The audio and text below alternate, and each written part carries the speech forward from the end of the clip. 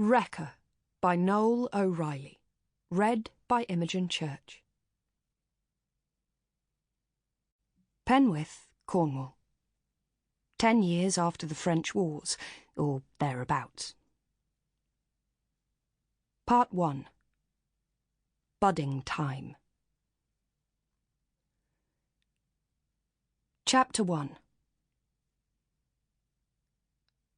I got to the beach too late to find anything of real worth.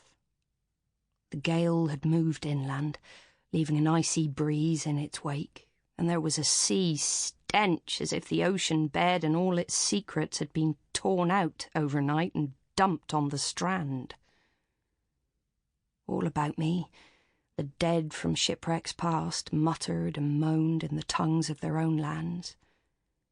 Having shaken themselves free of their unblessed graves, they shuffled about in search of some lost thing.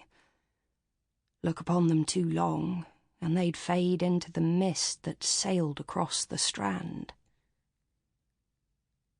A dead wreck it was, all hands drowned. Sounds of hacking and wrenching floated over to me on the gusts as my neighbours took the ship apart, plank by plank. All that was left was the bare ribs of the hull, stuck between Jack and Jill, two rocks that stood like monsters' teeth at the western end of the cove. The ship's bottom was torn out, and her timbers lay in piles. Alongside, casks and boxes waited, and ponies and carts laden with plunder filed from the ship up the steep track to the headland. It wasn't the first time I'd seen a ship picked clean in a single tide. I rubbed the grit of sleep from my eyes and tied back my hair, casting my gaze all about me to make sure I was alone.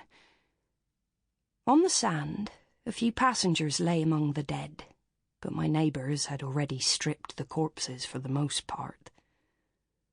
Among the bodies lay cabin furniture and fittings, lengths of pipe, a binnacle, and other nautical instruments of some use unknown to me. Jellyfish lay all over, like plates of glass with the grey sky trembling inside them. Queerest of all were the hundreds of oranges scattered among the corpses as if they'd rained down from the heavens. They were all the more vivid in a world grey and tired as an old garment with the colour washed out. I took my kerchief from my shoulders and scooped as many as I could carry into it. A few yards away, I saw a human hand lying palm down on the sand. Thinking it might crawl towards me and grab my ankle, I hurried off. Nearby was a severed foot still in its shoe, and such other gobbets of human flesh as could hardly be named. Dogs' barks pierced the air off to the east, where hounds were mauling a corpse. My best hope was to move out towards the ebbing tide, where I might find a body freshly washed ashore. As luck would have it, down where the sand was still wet and glistening, I found a fine-looking man stretched out. I wove a path towards him, willing myself to touch every corpse I passed for luck. The gentleman wore a dark suit, so sombre he must have had an inkling he was on the way to his funeral when he dressed himself. A well-built fellow he was. If you stood him up, he'd be head and shoulders above any man in the village, apart from the giant, Pentecost.